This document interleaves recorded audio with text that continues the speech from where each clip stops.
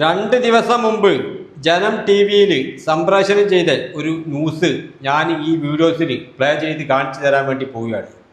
ഈ ഒരു ന്യൂസ് ഉള്ളതാണോ ഇല്ലാത്തതാണോ എന്നൊന്നും അറിയില്ല. കാരണം ഇത് വേറൊരു ന്യൂസ് ചാനലും എനിക്ക് കാണാൻ വേണ്ടി കഴിയില്ല, ഈ ഒരു ജനം ടി വിയിലല്ലാതെ. അപ്പോൾ നമുക്ക് ആ ന്യൂസ് പ്ലേ ചെയ്തതിന് ശേഷം അതിനുള്ള ഓരോ മറുപടിയായിട്ട് കൊടുക്കാം. ഭാരതത്തിലെ മുസ്ലിം ജനസംഖ്യ കുത്തനെ ഉയരുകയാണെന്ന് ഞെട്ടിക്കുന്ന കണക്കുമായി കേസരി വാരികയിലെ മുഖപ്രസംഗം. നിങ്ങൾ ഞെട്ടിയ ചങ്ങായിമാരെ, എന്നാൽ ഞാൻ ഞെട്ടിയില്ല. ഇന്ത്യ എന്ന മഹാരാജ്യത്തിലെ നല്ലവരായ ഹിന്ദുക്കളും ഞെട്ടിയില്ല, നല്ലവരായ ക്രിസ്ത്യാനികളും ഞെട്ടിയില്ല. ആകെ ഞെട്ടിയത് ഈ ജനം ടി വിയിലെ അവതാരികയും ഈ ജനം ടി വിയെ തലയെ കയറ്റിച്ച് നടക്കണേ ചാണകങ്ങളും മാത്രമേ ഞെട്ടിയുള്ളൂ. അതിനുള്ള കാരണം ഈ ജനസംഖ്യ വർദ്ധിച്ചത് മുസ്ലിം സമുദായത്തിനാണ്. ഹിന്ദുക്കളെയും ക്രൈസ്തവരെയും അപേക്ഷിച്ച് മുസ്ലിങ്ങളുടെ വളർച്ചാ നിരക്ക് 45% ഉയർന്നതായി ലേഖനത്തിൽ പറയുന്നു. അതേസമയം ഹിന്ദു, സിഖ്, ജൈന, ബുദ്ധമത വിശ്വാസികളുടെ ജനസംഖ്യ താരതമ്യേന കുറയുകയാണെന്നും ലേഖനം ചൂണ്ടിക്കാണിക്കുന്നു. അനഘ ഹർഷൻ ചേരുന്നു. അനഘ, കേസരി വാരികയിലെ മുഖപ്രസംഗത്തിൽ ഭാരതത്തിലെ ഈ കേസരി മുഖപത്രങ്ങൾ മനസ്സിലായില്ലേ? അത് ചാണകങ്ങളുടെ മുഖപത്രമാണ് കേട്ടോ. അതും കൂടി ഈ ഒരു അവസരത്തിൽ ഞാൻ ചൂണ്ടിക്കാട്ടുകയാണ്. മുസ്ലിം ജനസംഖ്യ കുത്തനെ ഉയരുകയാണ് എന്നുള്ള ഞെട്ടിക്കുന്ന കണക്കുകളാണ് രേഖപ്പെടുത്തുന്നത്. ഇതിന്റെ കൂടുതൽ വിശദാംശങ്ങൾ എങ്ങനെയാണ്? രോഹിണി, കൃത്യമായി തന്നെ ഒരു ചോദ്യം ചോദിച്ചുകൊണ്ടാണ് ഈ കേസരി വാരികയിലെ ഈ ലേഖനം തുടങ്ങുന്നത്. അതായത് ഭാരതത്തിൽ ഹിന്ദു ഭൂരിപക്ഷം ഇനി എത്ര നാൾ എന്നൊരു വലിയ ചോദ്യം ചോദിച്ചുകൊണ്ടാണ് ഈ ലേഖനം തുടങ്ങുന്നത്. കൃത്യമായി കണക്കുകൾ നിരത്തിക്കൊണ്ട് കൃത്യമായി വസ്തുതയുടെ അടിസ്ഥാനത്തിലാണ് ഈ ലേഖനം മുന്നോട്ട് പോകുന്നത് എന്നതാണ്. അതിൽ ഏറ്റവും പ്രധാനപ്പെട്ട കാര്യം 1951 മുതലുള്ള 6 സെൻസസുകൾ. ഈ 6 സെൻസസുകളിലും കൃത്യമായി ശതമാനക്കണക്കിൽ മുസ്ലിം ജനസംഖ്യ ഉയരുന്നു എന്നാണ് ഈ ലേഖനത്തിൽ എടുത്തു പറഞ്ഞിരിക്കുന്നത്. മാത്രമല്ല അതിനുള്ള കാരണം എന്താ അറിയോ? മുസ്ലിം ജനസംഖ്യ ഉയരാനുള്ള കാരണം ആഴ്ചയിൽ ഒരു ദിവസം നല്ലോണം പോത്തിറച്ചി തിന്നുക, അതുപോലെ നല്ല ഇളയ മൂരിക്കൂട്ടിൻ്റെ ഇറച്ചിട്ടുണ്ടല്ലോ, അതുമായി തിന്നോടി ഞങ്ങൾക്കും ജനസംഖ്യ വർദ്ധിപ്പിക്കുക. അല്ലാതെ കൃമി കടിച്ചിട്ട് ഒരു കാര്യമില്ല.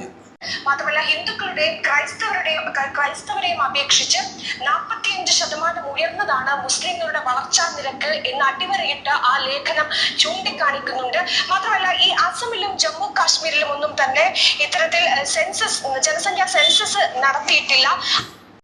അത് ശരി, കാശ്മീരിലും ആസാമിലും നടത്തിയിട്ടുമില്ലല്ലേ? ഏറ്റവും കൂടുതൽ മുസ്ലിം ആൾക്കാരുള്ള 2 സ്റ്റേറ്റാണ് ആസാമും കാശ്മീരും. അവിടെ കൂടെ നടത്തി കഴിഞ്ഞാൽ നിങ്ങൾക്ക് ക്രിമിനടി കേസും കൂടെ കൂടും.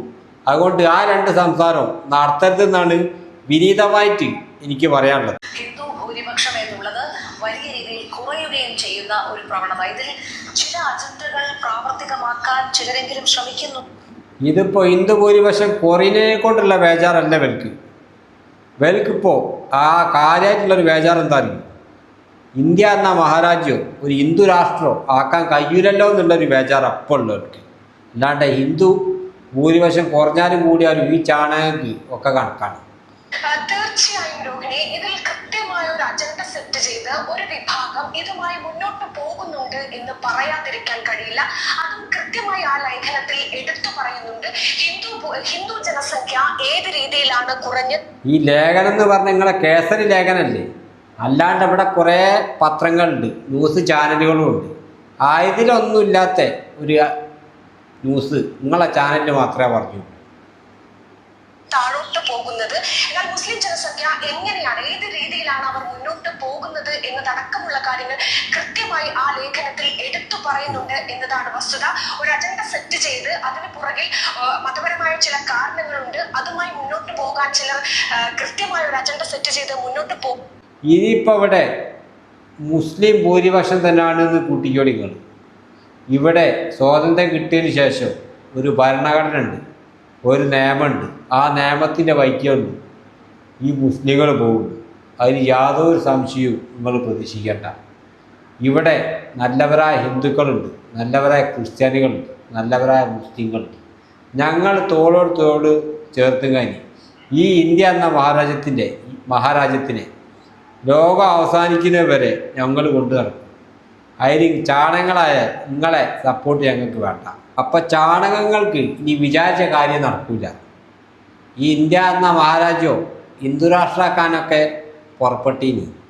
ഇനിയിപ്പോൾ അതൊന്നും നടക്കില്ല. ഇപ്പോൾ ജനസംഖ്യയായിട്ട് വളർന്നിക്കണ്. ഇനി ഇങ്ങനെ കൃമി അടിച്ച് അങ്ങനെ മൂല കുത്തിരിക്കാന്നല്ലാണ്ട് ഒരു പരിപാടി നടക്കില്ല. പിന്നെ ഇതിൽ വന്നൊരു കമൻറ്റ് വായിച്ചതിന് ശേഷം, ഈ ഒരു വീഡിയോസിൻ്റെ അടിയിൽ വന്നൊരു കമൻറ്റ് വായിച്ചതിന് ശേഷം നമുക്ക് ഈ വീഡിയോ അങ്ങോട്ട് വൈൻഡപ്പ് ചെയ്യാം. ജനസംഖ്യ നിയന്ത്രിക്കാൻ എത്രയും വേഗം നിയമം കൊണ്ടുവരണം. യൂണിഫോം സിവിൽ കോഡ് നടപ്പിലാക്കണം. ഒരു മതനിയമങ്ങൾ ഈ രാജ്യത്ത് നിയന്ത്രണത്തോടെ മതി. അല്ലെങ്കിൽ ഭാരതം ഹിന്ദു രാഷ്ട്രമായി എത്രയും വേഗം പ്രഖ്യാപിക്കണം. നമ്മൾ മറ്റുള്ളവർ എന്ത് കരുതുന്നു എന്ന് കരുതി ഇതിൽ നിന്ന് പിറകോട്ട് പോകരുത്. ഒരു ചാണകസംഖ്യ അയച്ച കമൻറ്റാണ്. അപ്പോൾ അനക്കൊന്ന് കേൾക്കണം മോനെ. ഇവിടെ നിങ്ങളാ പൂതി ഉണ്ടല്ലോ, ഇവിടെ ഹിന്ദു രാഷ്ട്രമാക്കാന്നുണ്ട്. ആ പൂതി നടപ്പിലാക്കാൻ ഇവിടെ ഉള്ള ഇസ്ലാം മത വിശ്വാസികളും നല്ല ഹിന്ദുമത വിശ്വാസികളും നല്ല ക്രിസ്ത്യാനി മതവിശ്വാസികളും സമ്മതിക്കില്ല. അത് യാതൊരു സംശയമില്ല. മനസ്സിലായില്ലേ? അപ്പോൾ നമ്മളെ വീഡിയോ ഇവിടെ വെച്ച് കഴിഞ്ഞാൽ വൈൻഡപ്പ് ചെയ്യുകയാണ്.